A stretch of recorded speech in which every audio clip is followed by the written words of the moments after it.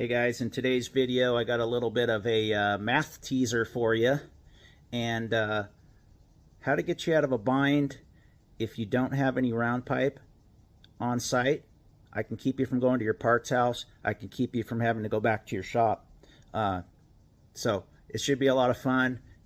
Pay attention to the math stuff though, because it's very important that we keep using our brain. I'm going to harp on it quite a bit because I'm tired of calculators and GPS and stuff doing everything for us. We shouldn't be that way. We're not going to get dumb as a society, okay? So watch the video and enjoy. Hey guys, Seton HVAC here. So what do these numbers here mean, and why can they help get you out of a bind on a job if you're out of pipe? And let's say the parts house is closed, you don't have any, and you need it to finish a job. Let's go over this. So if you know what this is, and you know what this is, you can build a piece of pipe out of a straight piece of sheet metal. Now, knowing this dimension is just the start of it, but we'll get a little deeper in. So this is pi, okay? This is what determines your circumference of a circle, right? So you can use 3.14, which is okay. What's even better is 22/7, because that's a more accurate number, okay? That's pi. So let's say you have 6-inch pipe. 6-inch pipe converts to 6/1. You would times that by 22/7, your pi, gives you your 132/7, right? That equals 18.85. 19 inches is close enough. If you cut a piece of metal at 19-inch width, that is going to be what you need for your circumference for 6-inch pipe. If this was 8, you'd do the same thing. 8/1 times 22/7 would give you a different number. You'd be, I don't know what that equates to, 20 something, the low 20s, okay?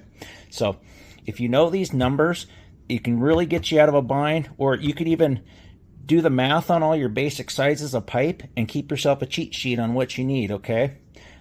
So using these numbers, I'm going to show you how to make round pipe out of flat stock. Maybe you're out of round pipe and I need another 12-inch piece, or, it's not going to quite reach. If you have just flat stock laying around in your truck, you can make a piece of round pipe and get yourself out of a bind real quick. And get the job done so you don't have to go back. So let's get into it. I'm going to show you how to do this very easily and very quickly. And at some point in your career, you might have to use this. So remember this. Okay, guys. So using that math we used earlier, we want to have 19 inches from this line to this line, okay? I added 1 inch on the other side, and I added a half on this side, okay? If you flip this over, I have a half just on that side. So what I'm going to do first is we're going to make a half-half pocket for this half to go into. So let's go over to the brake. So the first thing we're going to do is find our half. Now that's the half that's on the back side. We're going to bend that in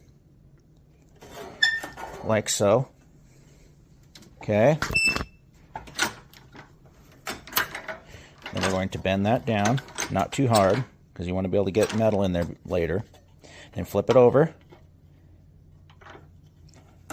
And then you're going to bend that in. Okay. And what you did is you just made yourself a half-half pocket to accept the other side, okay? So that's it. So between here and this line here, we have 19, okay? That's our 6-inch round pipe.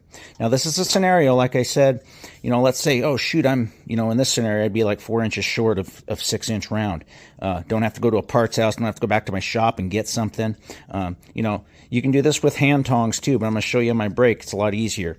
So it's always good to have a portable brake on site, guys. I strongly recommend that any sheet metal job that you're doing, just bring your brake with you.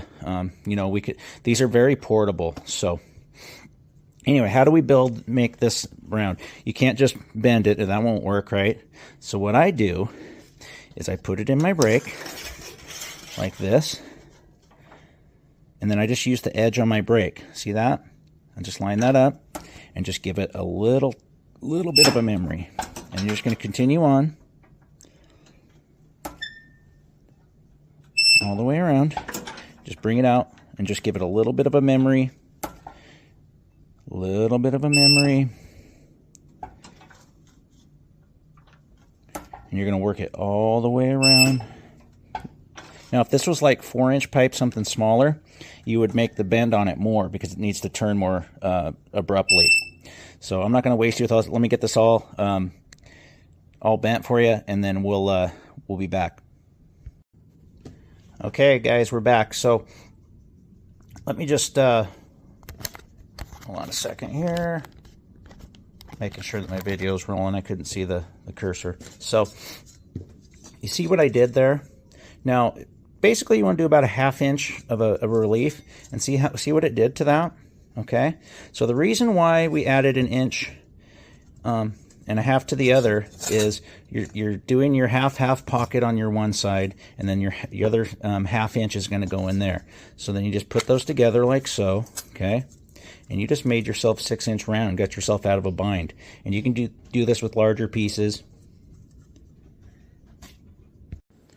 Sorry about that, guys. I got distracted for a second, or interrupted, I should say.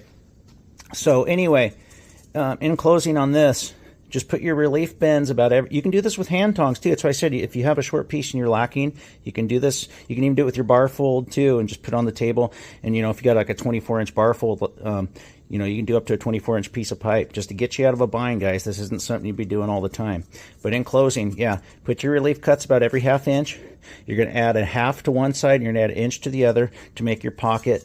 You can either, screw this together where it goes in, or you can just tape it. It'll mastic it, whatever. This will get you out of a bind. I've had to do it before.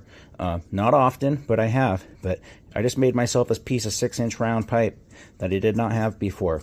So let's go back to these formulas, guys. School did help us somewhat. I don't know how good it is these days, but when I was in school, they taught us this stuff. So, and it's not something I just Googled. I learned this in school. I retained it.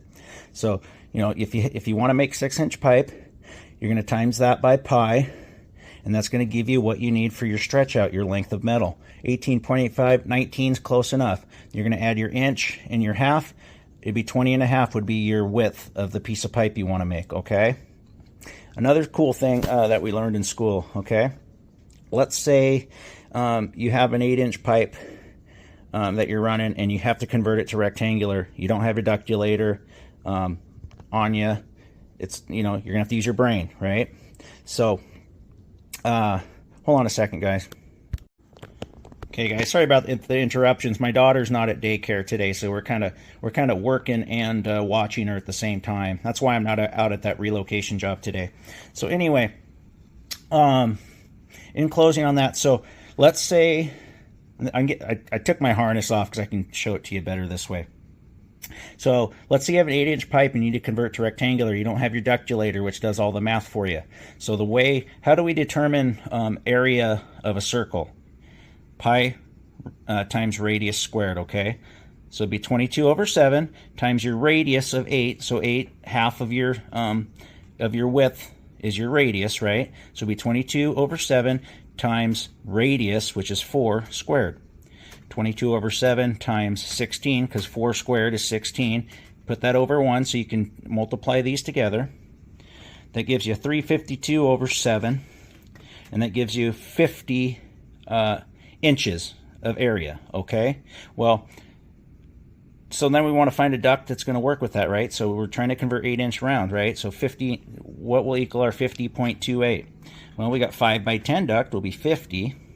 4 by 13 duct, wait a minute, I did that wrong. 4 times 13 would be 52. That would be better. 4 times 12 is 48, so that wouldn't quite give you enough area. 6 by 9 duct would be 54 square inches. That would work. 8 by 7. So you could take that with any size, right? So let's say 10 10-inch pipe would be 22 over 7 times 5 squared. So basically that would convert this to 22 over 7 times 25 over 1, and it give you a different number, and it give you a different square inches. So little formulas to help you guys. I'll hold it there for a second if you want to take a snapshot of that. These little formulas will help you out in the field.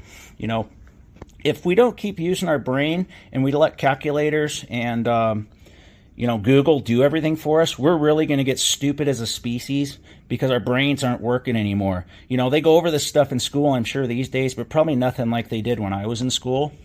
So yeah, we got to keep our brain sharp. We gotta keep using it. You know, we're not just monkeys in construction. You know, we do a lot of thinking. We do a lot of thinking on the fly. We have to be quick on our feet, and you know, I think that's why most people age fast, is because they quit using their brain, especially with all these little supercomputers we keep in our pocket. We're getting dumber. So it's very rewarding to do this by hand and write these things down and do it yourself. It's just like when you go to like Home Depot or Lowe's, and you know, somebody stops and asks me, you know, you need me to find you something real quick? Yeah, it's convenient, but you know what? I like to keep my brain working. I'm going to find it myself because that keeps my mind sharp. So I won't harp on that too much, but I think that as a society, we're relying on all this technology to get us by. You know, GPS for when you're driving, all this other stuff. You know, we've driven somewhere 100 times and we still don't know how to get there. It's pretty dumb. So in closing, guys, I'm glad I could show you how to make this. That's what this is all about, is, you know, showing you ways to get you out of binds in the field, and show you some of my little tricks. So thanks for watching, guys.